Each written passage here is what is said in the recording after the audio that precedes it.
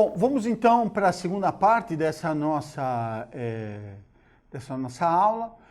Eu estava falando a respeito do que é o perennialismo, é claro, dando um foco sobretudo naquilo que ele se distancia e se destaca e é contrário à doutrina católica. Para isso eu estava utilizando, já tinha utilizado o site lá da Sofia Perennis, e estava lendo aqui os textos do Olavo de Carvalho, especialmente dessa revista aqui, Verbo. E tinha mostrado como ele defende que tinha duas religiões, né? Uma para os iniciados, que é a religião perene, onde a pessoa se salva, e outra para pobres mortais, coitados, ignorantes, como eu, por exemplo, que sigo a doutrina católica, procuro seguir, né? Quem me dera, né?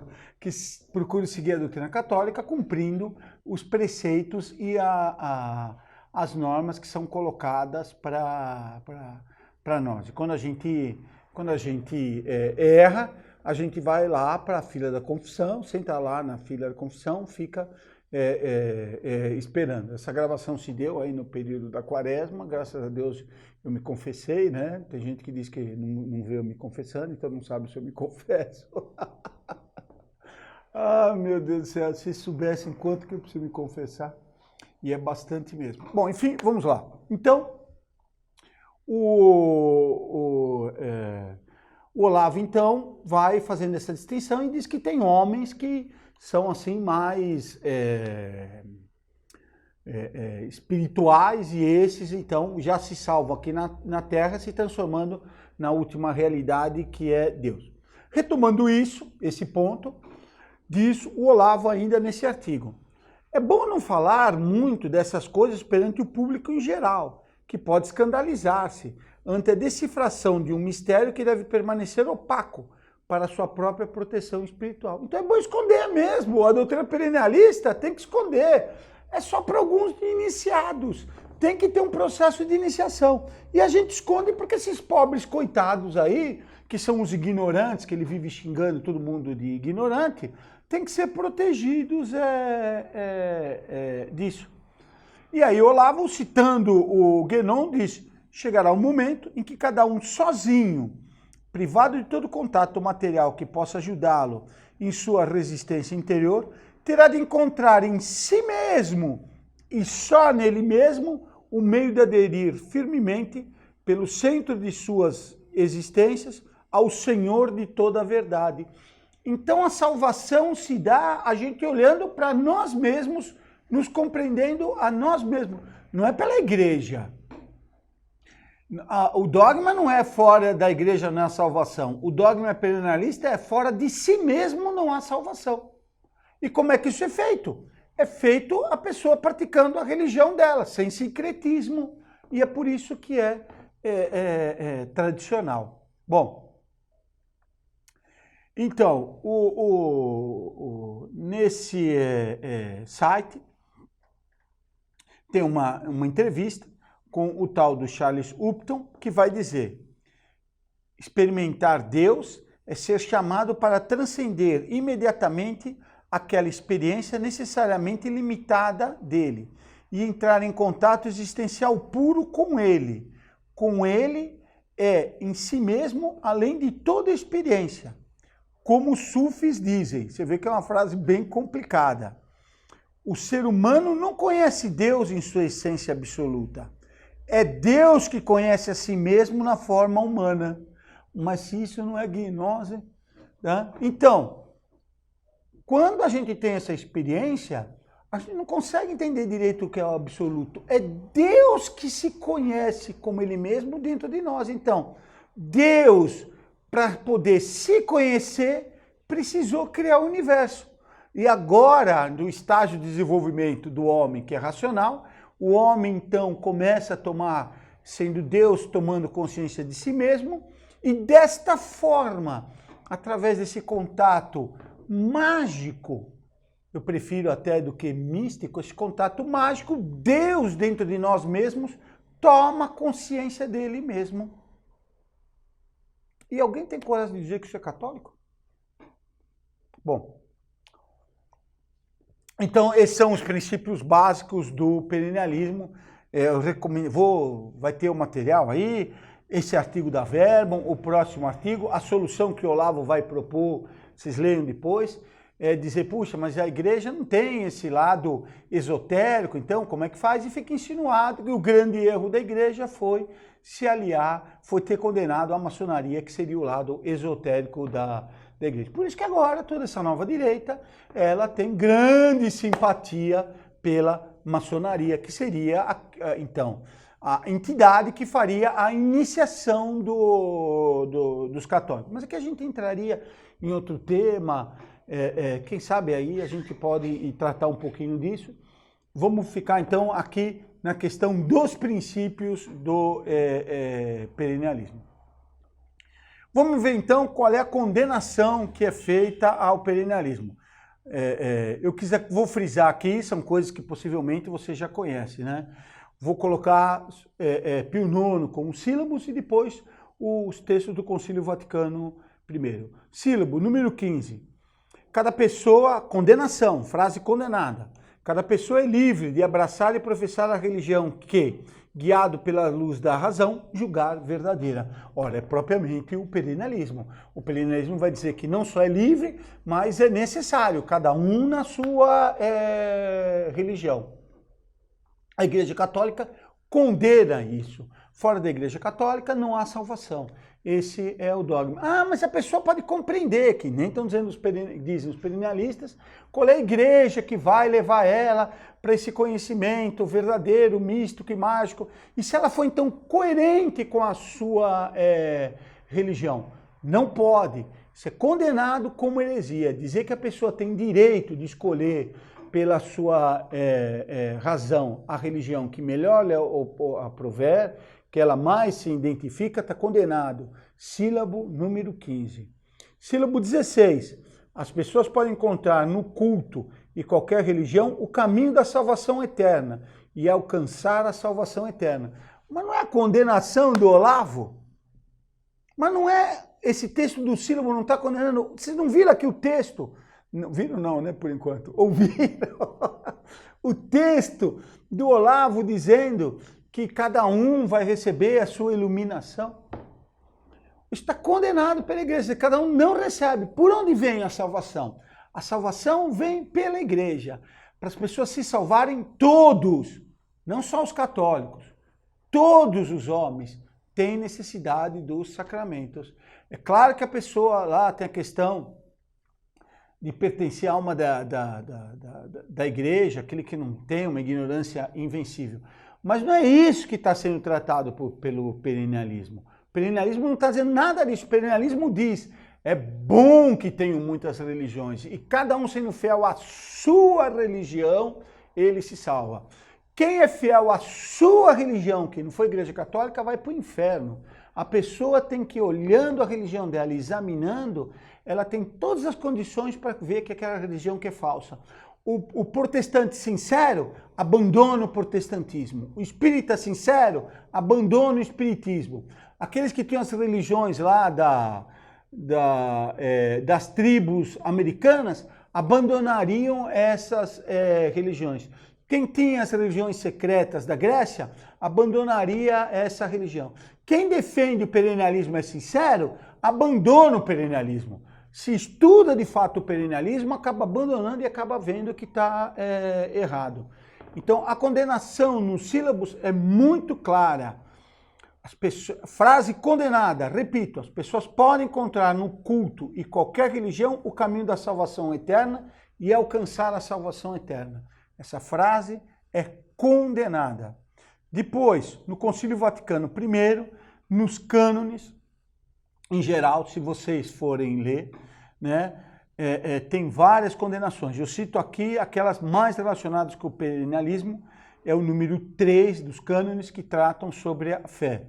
Número 1, se alguém disser que a fé divina não se distingue do conhecimento natural de Deus e da moral, e que, portanto, para a fé divina não se requer que a verdade revelada seja criada por causa da autoridade de Deus que revela, seja anátema. Ora, viram os textos dizendo que esse conhecimento do perennialismo era um estudo das religiões, tal, e que se chega a isso verificando, tal, que a religião, e depois tem um conhecimento mágico e místico que leva a pessoa a aderir a essa religião. Tudo condenado. A verdade revelada vem pela revelação de Deus. A revelação foi nos dada através das Escrituras e através da tradição. E hoje é guardada por quem? Única e exclusivamente pela Igreja Católica. Não tem revelação em outras religiões. Só tem revelação na Igreja Católica. Quem disser o contrário está condenado. Agora, se o Papa vai e, infelizmente, beija o pé lá de gente que não é católica, é um escândalo aqui entre todos os católicos conservadores. É motivo, inclusive, para isso. Infelizmente, é motivo. Mas se o Olavo de Carvalho diz que, então, todas as religiões salvam em algo que é herege, os católicos todos vão dizer, ah, não tem importância, ele está salvando o Brasil do comunismo, não vamos falar nada, vamos deixar os católicos se estreparem à vontade e ir para o inferno, mas pelo menos aqui a gente tem uma vidinha boa e a gente não fica igual a Venezuela sem papel toalha. Então, está condenado, primeiro, a revelação da fé, a revelação veio através de nosso Jesus Cristo, veio pelos evangelhos, e essa revelação está guardada na Igreja Católica, não está fora. 2. Se alguém disser que as ciências humanas devem ser tratadas com total liberdade, que as suas afirmações, mesmo quando contrárias à doutrina revelada, possam ser retidas como verdadeiras e não possam ser proscritas pela Igreja, seja anátema. Ora, exatamente, todo o perennialismo vai dizer que o importante é o estudo. Ninguém se preocupa a ver o que a Igreja ensinou. Quer dizer, o que devia ter, infelizmente, nesse ponto, o Olavo tem razão, né? As autoridades eclesiásticas não se preocupam mais em condenar. Pena que não tenha alguém que declare formalmente o Olavo de Carvalho como herege. Acabava o Olavo de Carvalho. Ponto final no Olavo de Carvalho. É claro que a Montfort dizendo Olavo de Carvalho herege tem um peso muito menor. Mas se a gente tivesse um bispo que solenemente condenasse Olavo de Carvalho pelas heresias dele, seria maravilhoso. E seria ex-Olavo de Carvalho, defuntinho. Acabou. Ponto final. Então, eles querem se colocar acima da religião. Isso que faz os perennialistas. Eles dizem que, como eles têm esse conhecimento, como disse aqui o Olavo e os outros, eles estão acima dessas verdades religiosas. Depois, terceiro, se alguém disser que a revelação divina não pode tornar-se mais compreensível por meio de sinais externos, que, portanto, os homens devem ser motivados à fé só pela experiência interna e individual ou por inspiração privada, seja anátema. Mas é a condenação da frase do Olavo que disse que o homem sozinho, lá, citando como Araçoana,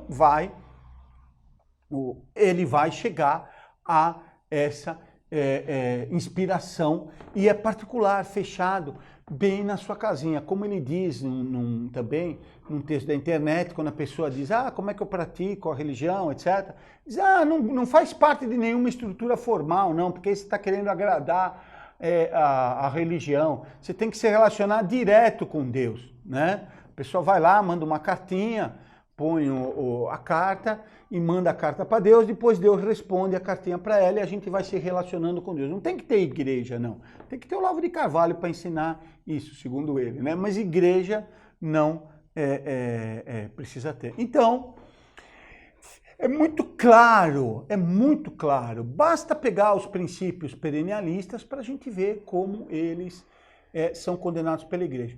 Então, todos aqueles que estão ajudando esses movimentos ligados ao Olavo de Carvalho, inspiração do Olavo de Carvalho, se eles, acredito que muitos deles até queiram fazer a defesa da igreja. Assim como tinha muita gente enganada na TFP, tem muita gente enganada nos arautos. Mas aqueles então que têm um pouco de estudo, eu gostaria de pedir para eles que nesses congressos agora que estão sendo organizados aí por Centros Dom Boscos e Companhia Limitada, que eles condenam o Olavo de Carvalho.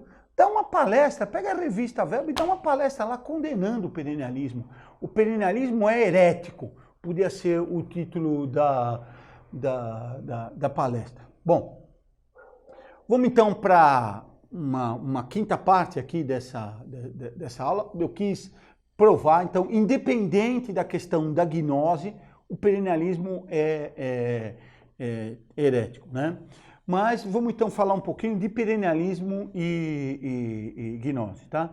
Eu me baseei muito no artigo que o professor escreveu, mostrando como o Guénon e o Olavo, que vai na rabeira do Guénon, o Olavo já, se ouvir, você vai ficar muito nervoso, um dia assim, não, eu não sigo o Guénon, eu só aceito o Guénon, mas eu não sigo o Guénon, eu defendo aquilo que ele defende. Não, mas não sou guénoniano, isso é calúnia daquele idiota, aquele imbecil. Eu não vou repetir as outras palavras que o Olavo disse. Bom, então, vai mostrar, nesse artigo o professor mostra muito isso, né? O Coomarassuana, no artigo, no livro O que é a Civilização, vai comentar: as crenças religiosas, na mesma medida em que uniram os homens, também dividiram os homens, uns contra os outros, como os cristãos e pagãos, ortodoxos e hereges. De modo que, se quisermos saber qual pode ser o problema prático mais urgente a ser resolvido pelos filósofos, só podemos responder: é ser reconhecido num controle e numa revisão dos princípios de religião comparativa, cujo objetivo verdadeiro da ciência, julgada pela melhor sabedoria, é julgar é função própria da sabedoria aplicada, deveria ser demonstrar a base metafísica comum a todas as religiões. Então vejam aqui como está de acordo com tudo aquilo que nós falamos, o Coomarassuana. Então, continuando, deveria ser demonstrar a base metafísica comum a todas as religiões e mostrar que as diversas sociedades estão basicamente relacionadas entre si, como se fossem dialetos de um idioma espiritual e intelectual comum.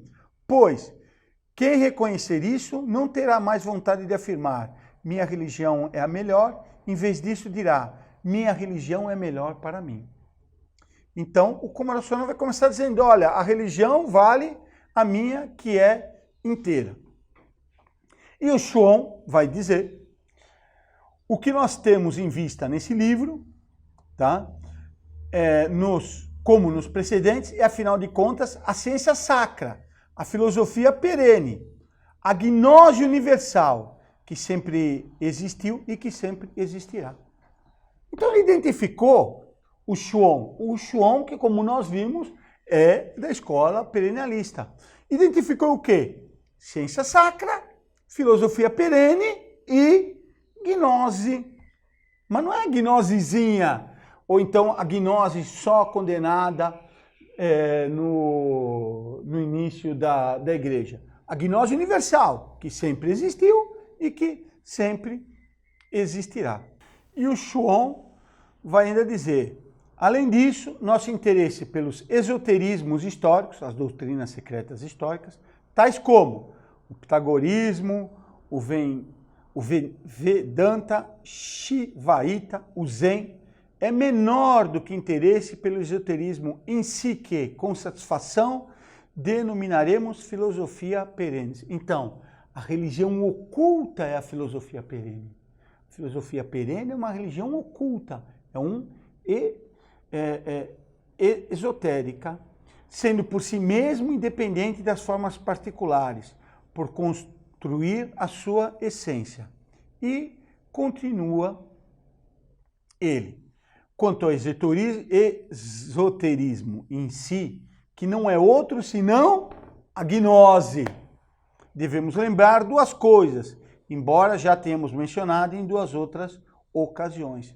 Então, para o Schwann, o que ele tem? Esoterismo, filosofia perene e gnose são os três a mesma coisa. São termos diferentes para eles identificarem esta religião comum. E lá vamos voltar para o nosso amigo Olavo. Já o esoterismo, ao contrário, sendo um único em sua essência, ele é a filosofia perene, a verdade metafísica, una, eterna, supraformal e transcendência. Varia, entretanto, nas distintas formas históricas que o expressam, havendo, portanto, um esoterismo cristão, um esoterismo islâmico e um esoterismo judaico. Então, também para o Olavo, a filosofia perene é o esoterismo. E o Schuon de novo, né? O conhecimento direto, interior, o do coração, intelecto, é que os gregos denominavam gnose. A palavra esoterismo, segundo sua etimologia, designa gnose, na medida em que está de fato subjacente às doutrinas religiosas, portanto dogmáticas. Então, o que eles vão dizer? Por trás de todas as religiões tem o esoterismo, que é a gnose. E o Olavo de Carvalho identifica a filosofia perene com o esoterismo. Mas é muito claro que eles têm a gnose. Você pode dizer, querer precisar, não é exatamente essa gnose, é aquela, mas é a ideia fundamental da gnose, como nós vimos, que é um conhecimento salvífico e é um conhecimento místico e mágico, de que nós somos Deus, mas não assim desse jeito que eu estou falando, né? Ah, nós somos Deus, puxa, eu descobri que eu sou Deus, mas de fato concreto é que segunda-feira eu preciso trabalhar, tá certo? Apesar de ser Deus. Tá? E hoje à noite eu vou ter sono. Então, não é esse conhecimento racional, é algo que não se dá para exprimir e que a gente entra em contato com a divindade, se transformando de fato na divindade. E o Olavo põe a ressalva, mas ainda a gente está no mundo, então precisa ter alguma coisa concreta para a gente fazer. E agora, o Olavo. Essa sabedoria ou gnose é que seria o núcleo de todas as religiões, a Sophia Perennis, o objeto da filosofia Perennis. Por isso, ele usa essa última expressão como idêntica à unidade e transcendência das religiões. O professor escrevendo, pois ele escreveu filosofia Perennis ou unidade transcendente das religiões. Essa última frase aqui é o comentário do professor mostrando exatamente esse raciocínio que eu dei. Ele acaba identificando, então, a Sophia Perennis, a filosofia Perennis, com essa unidade transcendental de todas as religiões, que os perennialistas vão identificar claramente com a gnose. Tá?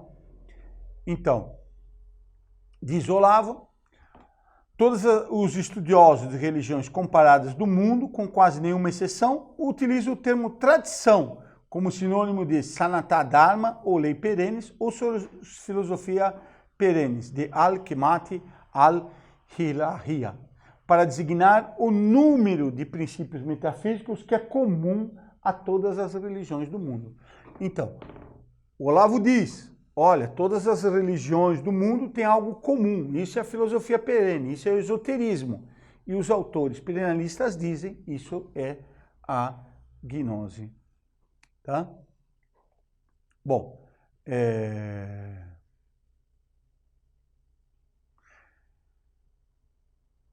diz o Guénon, por gnose aqui se deve entender o conhecimento tradicional, que constitui o fundo comum de todas as iniciações, cujas doutrinas e símbolos foram transmitidos desde a mais remota antiguidade até nossos dias, através de todas as confrarias secretas, cuja longa corrente jamais foi interrompida. Então, ele dá a ideia exatamente que tem no livro do professor, que existe uma religião oculta, que essa religião foi sendo transmitida, que às vezes aparece, às vezes desaparece na história. E o Guénon confirma isso. Então, a ideia daqueles que são perennialistas, o que é a filosofia perene que está por trás de todas as religiões? É, de fato, a gnose. Tá? Bom, vamos passar então aqui, já chegando aí no final da nossa aula, né? Quais são os argumentos do perennialismo? Não tem um argumento propriamente específico. Como é que eles vão dizer a nossa doutrina é certa? Se o objetivo deles é chegar a um conhecimento místico e mágico, que é secreto, não dá para demonstrar que esse conhecimento místico e mágico está correto. Eles mais fazem uma descrição das diversas religiões, né? E o conhecimento acaba sendo muito baseado na autoridade. Ah, o fulano é genial, ele fez uma grande descrição, vê como ele tem razão, e quem não segue aquilo é ignorante. Tá? Então não tem propriamente uma exposição de argumento, tem uma exposição filosófica. Agora, de fato, como o professor comenta no livro do Antropoteísmo, diante do ser você tem 3 posições só. Né? Então, o ser enquanto um conhecimento metafísico da ideia de ser. Tem uma posição que é a posição católica, que é a analogia. Deus criou o mundo e o mundo tem algo parecido com Deus, mas tem algo que não é Deus. É a analogia de São Tomás.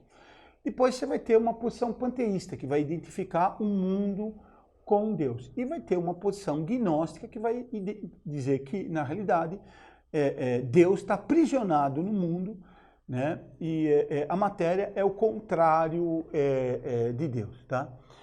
Na analogia, você tem uma religião só, que é a religião verdadeira, que é a Igreja Católica. E todas as outras religiões estão nesses 2 erros. Claro, a religião precisa ter um mínimo de estruturação. Dizia uma pessoa que eu conheço, que conhecia um fulano, que falou, vou fundar uma igreja protestante para comprar 2 caminhões. Quando eu comprar 2 caminhões, eu paro com esse negócio e vou trabalhar. E o fulano, de fato, fundou lá uma igreja protestante, juntou dinheiro, comprou 2 caminhões, fechou a igreja protestante e acabou. É óbvio que esse fulano não tinha doutrina, esse fulano era um malandrão que queria só enganar. Talvez o tal João de Deus lá, conhece pouca coisa, mas lá da região lá perto de Brasília, de Goiás, né? Ele talvez também tenha isso, seja só um charlatão que queira ganhar dinheiro. Mas quando tem uma estrutura, uma doutrina organizada, de fato vai se cair, não sendo a Igreja Católica, vai se cair ou no panteísmo ou na gnose. Então, a descrição que os perennialistas acabam fazendo das religiões e da doutrina perene, eles vão identificar elementos gnósticos e panteístas, que é exatamente o que nós, da Monfort, o professor defende no livro dele. O erro deles fundamental é incluir a igreja nisso. Como o próprio Olavo, no artigo dele, vai dizer, fica difícil incluir a igreja católica com esse negócio de esoterismo por causa de Nosso Senhor. Ele vai até citar João Paulo II, dizendo que no catecismo da igreja católica se diz que os sacramentos são ritos de iniciação. É claro que João Paulo II não citou no sentido que ele diz. É começar a pessoa a praticar a religião, se iniciar na religião católica, não se iniciar numa coisa mística e mágica. Mas ele diz que tem uma certa dificuldade. Quer dizer, o grande erro dos perennialistas não é identificar a gnose e o panteísmo nas diversas religiões. O grande erro deles é dizer que também isso existe na igreja católica. Tá? Bom, e um outro argumento que eles dão é de que a gente não estudou todo o perennialismo. Então tem lá um livro de 20 volumes, 2.000 páginas. Você não pode criticar o perennialismo antes de você ler tudo sobre o perennialismo. Também na TFP diziam isso, né? Como você pode criticar o Dr. Plínio se ainda você não leu todo o MNF, que eram aulas que o Dr. Plínio deu durante anos e que era tudo gravado e foi tudo na época datilografado. Hoje deve estar em computador já. Mas representavam 200 volumes lá. Então, primeiro você leia tudo para depois poder dizer que está errado. Isso é uma tolice, né? Eu não preciso ler todos os livros protestantes para saber que o protestantismo está errado. A gente analisa os princípios de uma doutrina e vê as incoerências e vê o que aquilo está contrário à Igreja Católica e condena. Não preciso ler todos os autores, o Chuon, Komarasuana, todos os trabalhos do Olavo, assistir todas as aulas do Olavo. Isso é um absurdo, mas também ele, né? Então, para dizer que agora nós estamos errados na nossa crítica, ele devia ler todo o site Monfort antes de poder nos criticar. É claro que não, a gente vê os princípios básicos e dali já pode identificar erros. Dizer que existe uma religião que está acima de todas as outras, inclusive da Igreja Católica, é um erro condenado. É condenado porque a gente vê naturalmente que não é assim, e é condenado porque a Igreja Católica também condenou. Bom, por último, né, para a gente concluir essa longuíssima aula, né, a gente poderia dizer, bom, e qual é a participação, então, daqueles que estão da chamada direita, dos grupos conservadores agora que estão surgindo? Eu, como disse, acho que existe vários graus, não quero fazer uma análise aqui, mas tem um artigo que escrevi no site que cita diretamente lá o Donato, né, que tem uma doutrina muito parecida com essa e que tem o livro dele, que é a Educação segundo a Filosofia Perene, que é a tese dele. O pessoal próximo diz, não, ele está falando da filosofia dos centros padres, etc. É possível. Ainda não li o livro, etc. Mas as aulas que foram dadas por ele tem todo esse esquema. Então, colocar a sabedoria como ele fez nos egípcios, que transmitem a sabedoria para os gregos, que depois chega até São Tomás, e que então essa daqui é a grande sabedoria que São Tomás vai levar adiante, cheira tudo isso daqui. Ainda mais ele escreve um trabalho dizendo sobre a educação perene. Seria muito bom que ele viesse e condenasse, então, um Olavo de Carvalho que se diz grande amigo dele. Então, tá lá no artigo, né? Fala de uma aula dele e o artigo então comenta. Passando a ação, o Donato, ele declara que o começo do conhecimento da sabedoria se deu com Tales de Mileto. E como se iniciou na sabedoria? Com sacerdotes egípcios. Tá? E depois, né, passou para os gregos. Então, Tales de Mileto, depois vai iniciar Pitágoras e aí vai chegar até até São Tomás de Aquino. Nós temos também publicado aqui, eu vou colocar depois aqui na aula, né, um texto do Olavo de Carvalho, elogiando muito Olavo e elogiando nesse sentido. Elogiando no sentido de que, mais do que a doutrina de São Tomás de Aquino, a gente deve compreender a estrutura de São Tomás de Aquino escreve, que ali estaria a verdadeira doutrina. E por trás daquela estrutura é que estaria a verdade. O que São Tomás escreve é bom, é lógico, etc. Mas a verdadeira doutrina estaria por trás de tudo isso. E que o Donato teria chegado à mesma conclusão. Pode ser mentira do Olavo? Pode ser. Mas era bom o Donato pelo menos desmentir. Depois o Donato também vai criticar São Tomás de Aquino por ele dar aula em faculdade. Disseram que a faculdade não dá sabedoria. O que dá sabedoria da faculdade só dá técnica. O que dá sabedoria é essa compreensão, que ele não explica direito o que é.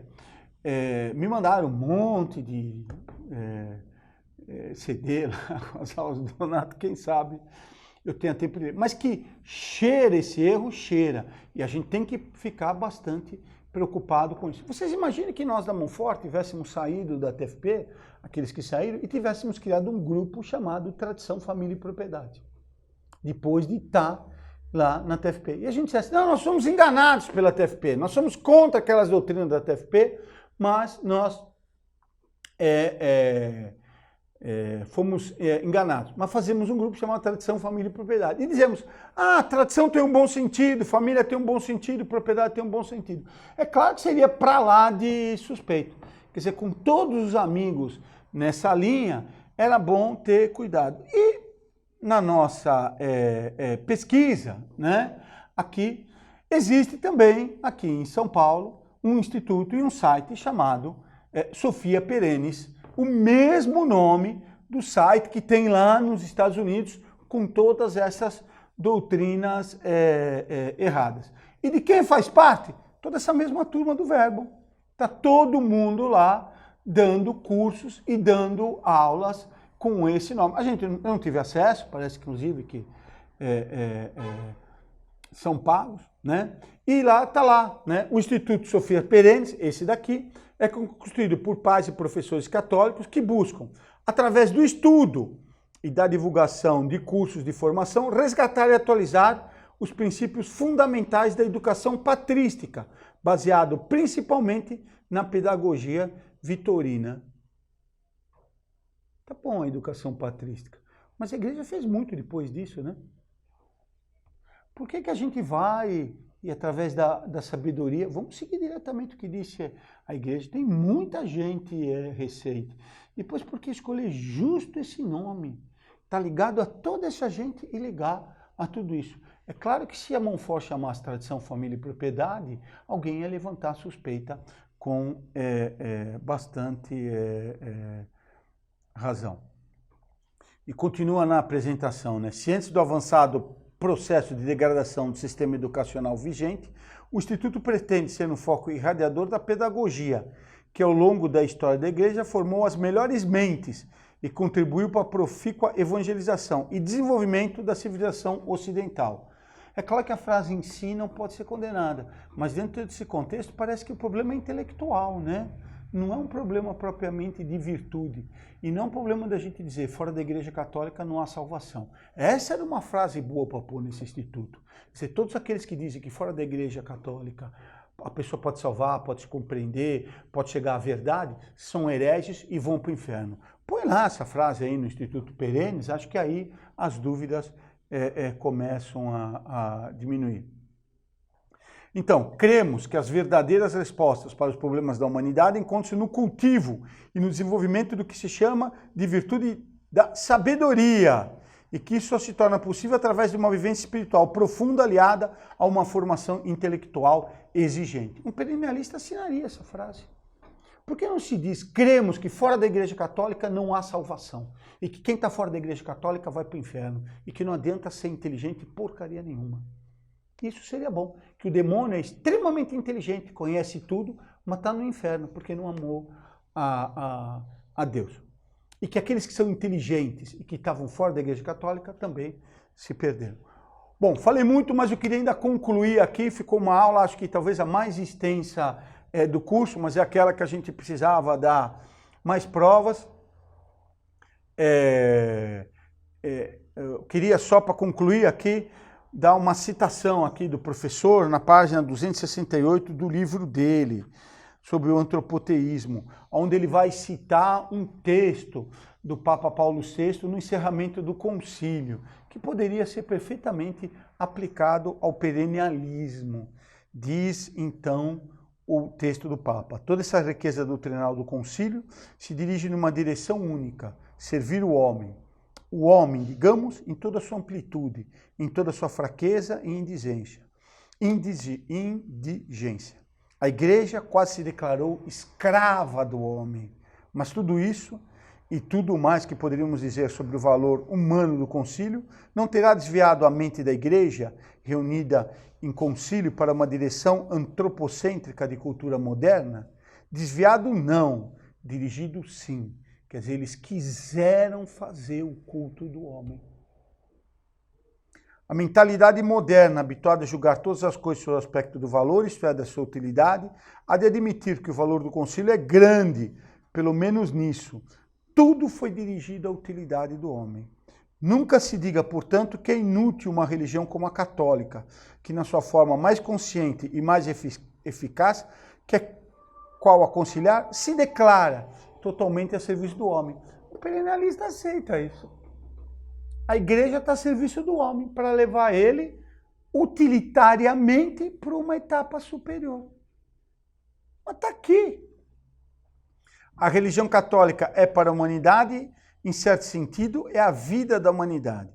Vida pela interpretação exata e sublime que a nossa religião dá ao homem. Não é o homem por si só, mistério para si mesmo. Então, a igreja explica para o homem o que ele é. Mas que nem estão fazendo os perennialistas. Essa interpretação dá precisamente em virtude de Deus. Para conhecer o homem verdadeiro, o homem integral, é necessário conhecer a Deus. Baste-nos agora, como prova, recordar a inflamada palavra de Catarina de Siena. Na tua natureza, deidade eterna, conhecerá a minha fraqueza. É claro que Santa Catarina está dando outro sentido a isso. Deus nos conhece e Deus pode nos ajudar. Mas não é a gente se conhecendo que a gente vai e acaba se tornando Deus. Tá? Então, vale a pena atacar a direita, gente? Né? Não corremos o risco de fazer na próxima eleição o Haddad se eleger? Muitos me perguntam, né? Você quer que a gente seja uma nova Venezuela? Quer que o Brasil se transforme na Venezuela? Claro que não. Claro que eu não quero que o Brasil se transforme numa nova Venezuela. Mas também não quero que se transforme na Holanda. Por exemplo, nós estamos muito próximos disso. A questão da natalidade aqui, que despencou de uma maneira absurda. A falta de religião. Então nós não estamos uma nova Venezuela. Nós estamos de barriga cheia e com pouca religião. Será que isso é bom? Será que então está resolvido o problema, já que o nosso ministro da Economia, o Paulo Guedes, ele agora vai incentivar o investimento, vai acabar com a burocracia, vai resolver o problema da aposentadoria e a gente vai poder viver com muito dinheiro, com muita tranquilidade, não vai faltar energia, não vai faltar papel toalha, não vai faltar comida e nós vamos poder ir no futebol de domingo, tomar uma cervejinha e aí tudo estaria resolvido? Então, será que não vale a pena atacar a direita, que destrói, na realidade, a religião católica? Será que esse não é um argumento que foi utilizado pelos fariseus para poder matar Nosso Senhor? É importante que um morra pelo povo, porque senão iam vir os romanos, iam acabar com os judeus. Como é que Nosso Senhor põe em risco os judeus que estavam dominando o mundo inteiro? E os fariseus, preocupados com isso, disseram, bom, então é melhor matá-lo, né? Quer que o povo inteiro pereça para que um homem só seja seguido? Então, não seria o mal menor a gente seguir o Olavo de Carvalho? Então, para terminar essa aula, e agora que é sem dúvida, cito o Gramsci. Um mal menor é sempre menor que um subsequente e possivelmente maior. Todo mal resulta menor em comparação com outro, que se anuncia maior, e assim até infinito. A fórmula do mal menor, do menos pior, não é mais que a forma que assume o processo de adaptação a um movimento historicamente regressivo, cujo desenvolvimento é guiado por uma força audaciosamente eficaz. Enquanto que forças antagônicas, ou melhor, o chefe das mesmas, estão decididos a capitular progressivamente, em pequenas etapas e não de uma só vez. O que está sendo posto para nós é, vão cedendo aos pouquinhos. Vão dizendo que a Igreja Católica não é a única verdadeira. Com isso daqui a gente continua de barriga cheia, não como a pobre da Venezuela, que tem o comunismo dominando. E depois nós vamos para o mesmo caminho. Bem, espero aí que vocês me perdoem por essa longa aula, mas ela foi necessária, né? Eu acredito que mais do que nunca aqui a gente precisa mostrar os textos, porque acaba valendo um pouco aquilo que a gente comenta nessa discussão. Vamos então rezar para encerrar.